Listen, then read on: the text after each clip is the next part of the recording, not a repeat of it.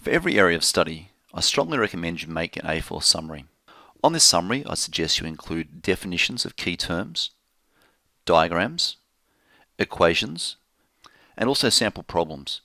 Now, when researching to make your A4 summary, have a look at some of the resources you have available. So, for example, you probably have teacher notes. They're certainly worth going over one more time as you make your summary. Your school may have invested in a product such as EdRollo, which is really worthwhile. Go through EdRollo, have a look at some of their slides, have a look at some of their videos. Your past SACs for each area of study also make an excellent summary resource for both descriptive questions and calculation-based questions.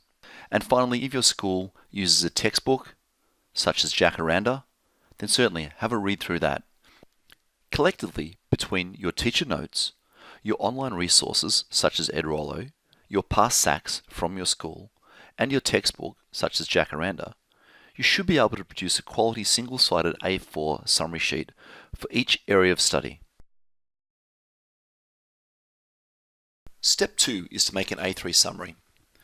Now that you've made your 6 separate A4 area of study summaries, the next step is to further condense your individual summaries into one double-sided A3 summary document. Alternatively, you could make 2 double-sided A4 summary documents. Regardless, I strongly recommend that this be made in a digital format for ease of alteration, which will occur when using your summary sheet in the following steps of your exam preparation. The most important step in the exam preparation process is to complete as many practice exams as possible. You can access many papers for free. You can go via VCAA's website and look at past papers and the NHT papers, valuable resources. However, be sure to use those that cover the current study design. There's also websites such as itute.com. They also supply sample papers every year. There are numerous other commercially available practice exams from companies such as STAV, Insight, TSSM, TSFX, NEEP, etc. Your school can arrange for the purchase of such papers, or alternatively, you can purchase them personally.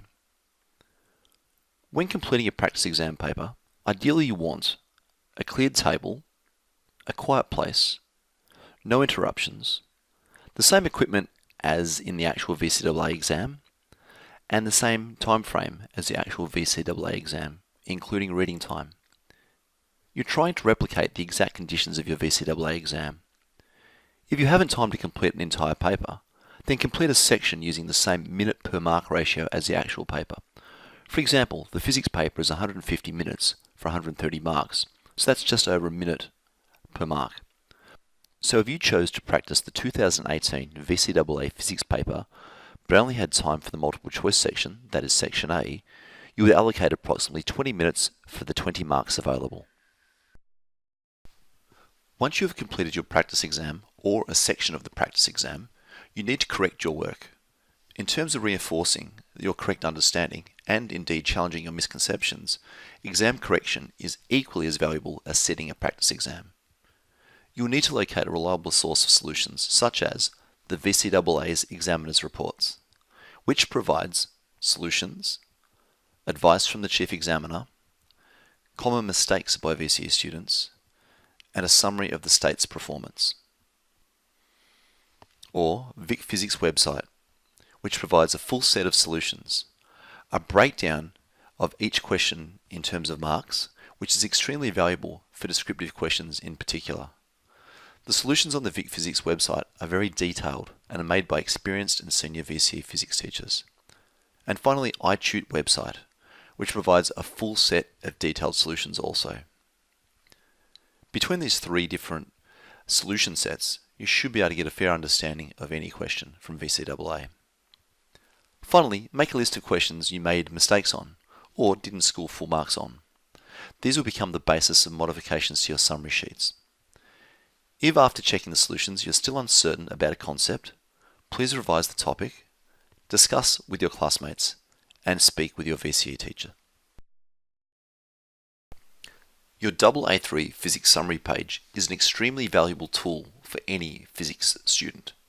The content of your summary sheet is a personal preference. Accordingly, photocopying somebody else's summary sheet is in fact a total waste of time. Once you have marked your practice exam, you must review your A3 summary sheet. I encourage you to add any terminology, calculations or diagrams you had difficulty understanding upon your practice exam onto your double-sided A3 summary sheet.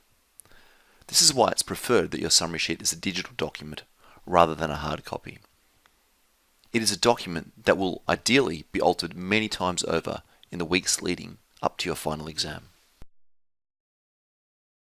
To achieve your very best grade in the VCE Physics 3 and 4 exam, you simply need to repeat steps 3 to 5 as many times as possible.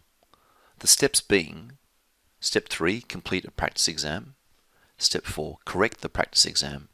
And Step 5, modify your A3 summary sheet. If you follow this process, say for 10 exams, you can essentially guarantee yourself an A grade on the VCAA Physics Unit 3 and 4 exam. It is that simple, and yet that hard.